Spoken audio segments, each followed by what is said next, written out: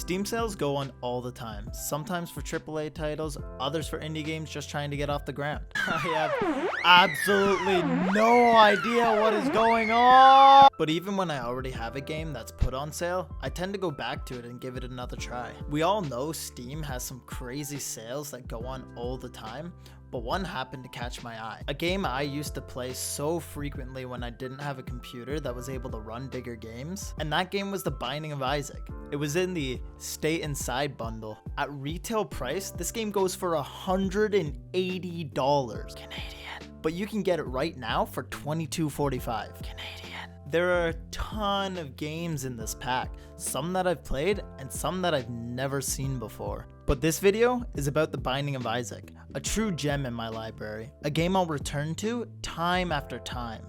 The Binding of Isaac is a top-down dungeon crawler with a creepy, unique story. The gist of it is, Isaac's mom hears a voice of God and basically tells her to kill her son to prove her faith. No one really knows Isaac's age, but the overall agreement from the community, we're thinking he's anywhere from 6 to 10 years old. Kind of messed up to think that somebody would do that to their child for a religion. But religion is totally off topic when it comes to video games. The more you play the game, the more you get to see what Isaac had to go through all his life. A connection with the character through grief, a sad but very touching developing of the character. Running through a level, naked, finding random weird items to make you stronger. You never know what is to come when you begin. But coming to the end of the game, there are a total of 12 different endings that you can unlock, each one leaving you guessing if you died or finally stopped your mother. The Binding of Isaac was amazing and kept you coming back for more, but as soon as you see everything, you want more. And that's what the developers brought us with The Binding of Isaac Rebirth. Rebirth took The Binding of Isaac and raised our expectations through the roof. Rebirth is a remake of the original game that has a game engine that runs at 60 FPS.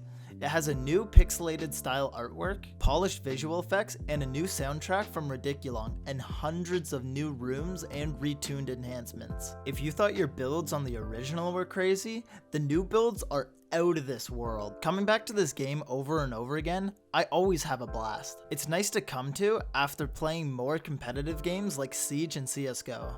And even if you're not playing more competitive games like that, it's still so much fun to play as it is. But it can get a little infuriating when you have a good build and you die, seeing as you lose every bit of progress that you had. Still, with that in mind, I love the feature and keeps it more difficult and challenging when playing. The art style suits perfectly for the functionality of the game. The developers did an amazing job. Now coming to the final question. Is this game still worth the money and time in 2020? I think absolutely without a doubt it is. Seeing how the game market, not many are able to keep their shelf life, I feel a game like The Binding of Isaac has immunity to aging. It's fun no matter when you play it. If you have the spare money, I definitely suggest you get the bundle and try out all the games in it. And before you go, I'd like to thank everyone for watching. Please leave a like and subscribe if you enjoyed. It really helps me out. Also, don't forget to comment on anything you'd like to see next. Until next time, take care. Working overtime, writing bangers on the nightly. I'm jotting till I'm blind, I don't take that shit lightly. The competition's wild, thinking they can never fight me, but I just rob 'em blind with the rhymes that I'm writing.